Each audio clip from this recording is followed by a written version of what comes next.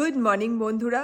আমার গলা শুনে হয়তো তোমরা বুঝতেই পারছো যে আমার শরীর মারাত্মক খারাপ। অ্যালার্জিতে পুরো নাজেহাল অবস্থা হয়ে যাচ্ছে। আমেরিকায় এখন তো স্প্রিং চলছে, আর এই স্প্রিং টাইমটা এখানে পোলেন অ্যালার্জি ভীষণভাবে হয়। এবছর আরও মারাত্মক অবস্থা। আমি সারা বছরই অ্যালার্জির ওষুধ খাই, শুধু ওষুধই খাই না, আমাকে নোজ ড্রপ আই ড্রপ দুটোই ব্যবহার করতে হয়। আর এই স্প্রিংয়ের টাইমটা অ্যালার্জিটা একদম পিকে চলে যায়। মানে চোখ প্রচণ্ড কটকট করছে, চোখ দিয়ে জল পড়ছে, একটা নাক বন্ধ, ভীষণ খারাপ অবস্থা। রাত্রিবেলা ঘুমোতেও পাচ্ছি না, মাথা যন্ত্রণা করছে। তো এই স্প্রিং টাইমে প্রত্যেক বছর এত খারাপ অবস্থা হয়, আর এই বছর আরও খারাপ অবস্থা।